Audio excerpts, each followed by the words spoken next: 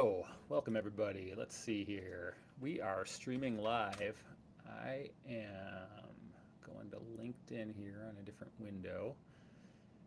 Good to see everybody. Let's see. Events. Does anyone notice that it's really hard to find stuff on LinkedIn sometimes? I'm noticing this since I've been doing these events. Um, it's hard to find my own events sometimes.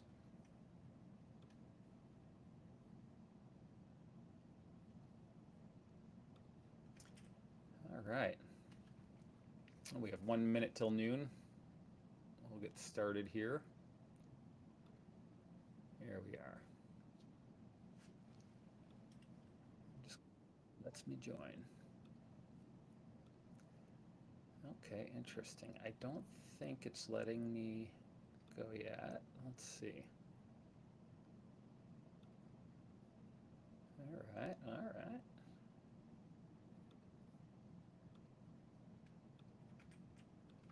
It says the event will start soon.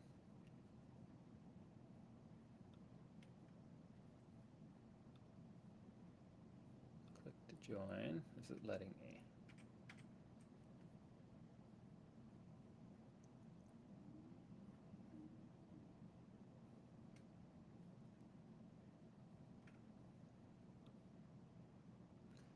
Well, we'll just give it a go. We'll see if it works. Hopefully the technology plays nice today.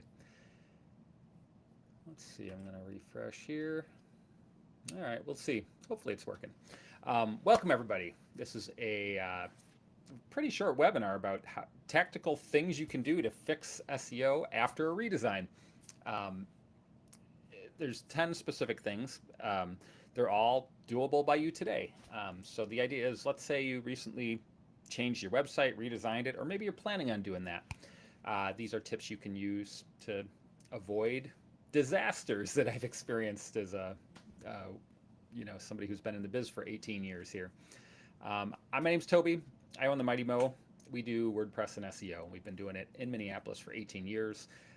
We do have clients in a number of places, but mostly Minneapolis, St. Paul, Twin Cities area. So if you're one of those clients, great to see you. Otherwise, would love to chat if you have any website needs, regardless of where you're at. Um, so, the first thing I like to do is identify, well, first of all, let you know that this is common. Like, people come to me regularly with, hey, I just took this giant action on my website and now uh, our Google listing is all messed up. How can we fix that? So just want to let you know, if you find yourself there, you're in great company. The first thing I like to do is identify the damage.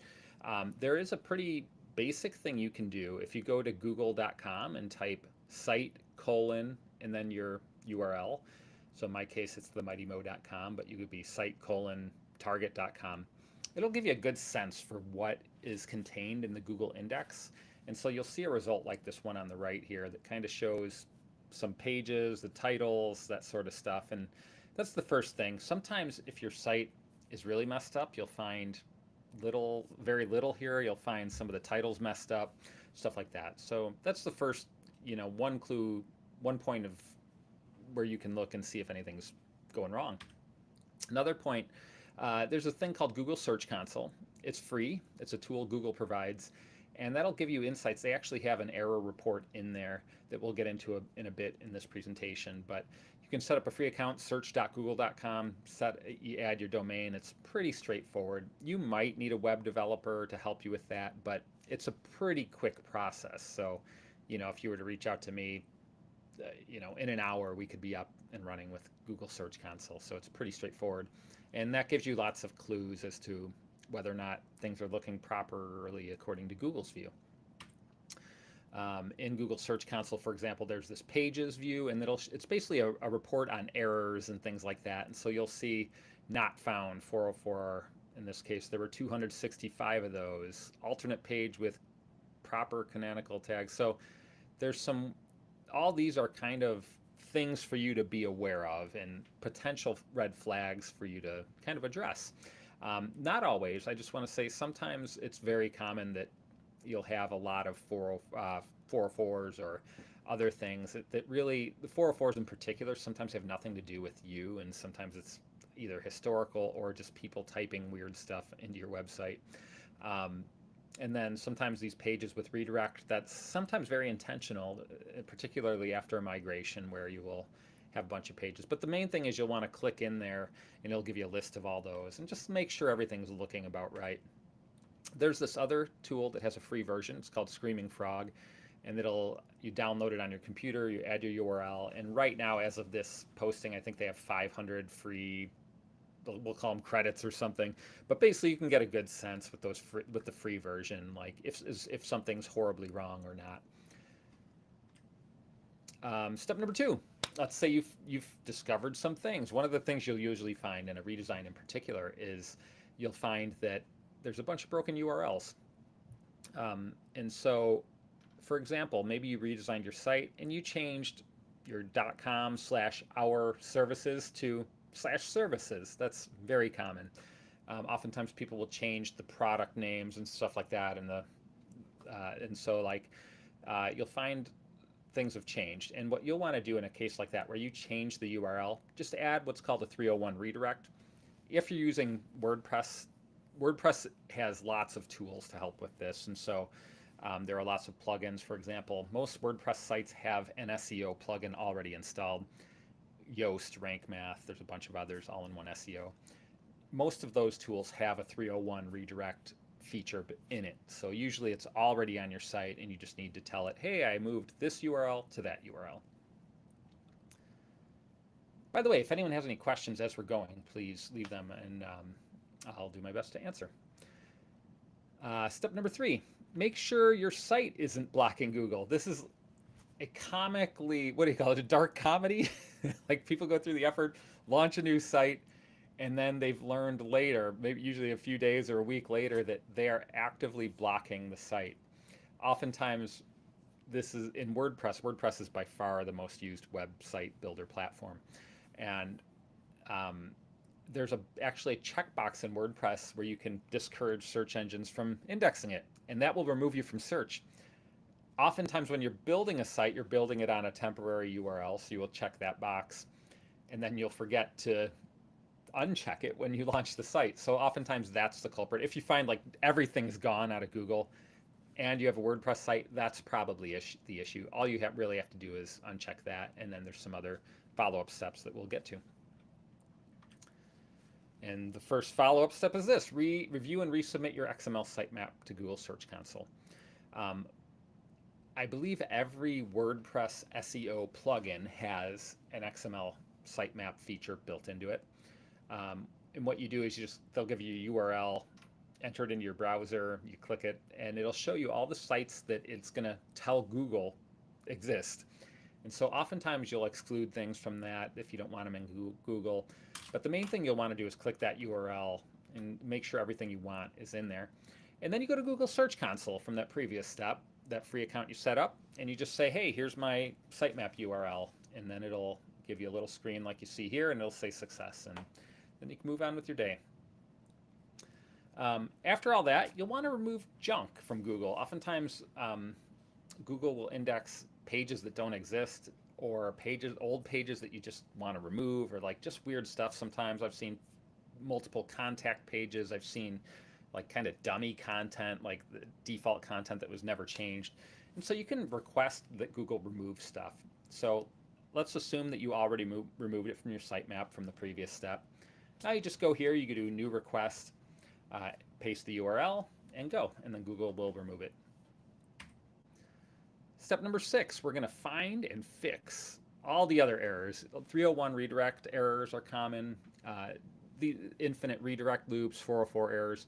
These are all things that come with old websites that have been around a while, and we'll call them seasoned websites.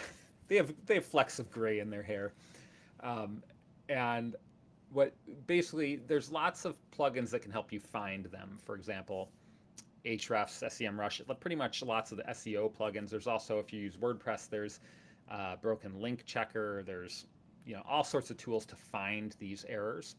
That Screaming Frog tool will help you if you use that. And then if you use WordPress, there's tools to help you fix them. One of them is Better Search Replace.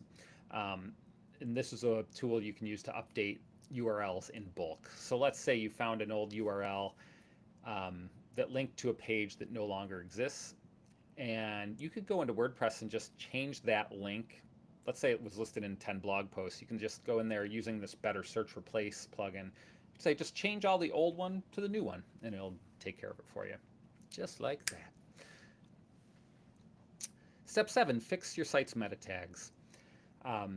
Meta tags are what appear in the Google search results oftentimes. Sometimes Google will do its own thing and put whatever it wants there.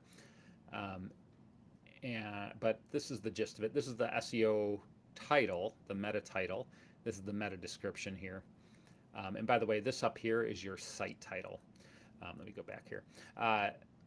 What you're just checking, what you're going to do is go to Google. There's this detailed Chrome extension as well that can help you figure out what your meta is. But also, you can go to Google, like we said earlier, go to google.com and type site:"themightymo.com or site:"yoursite.com.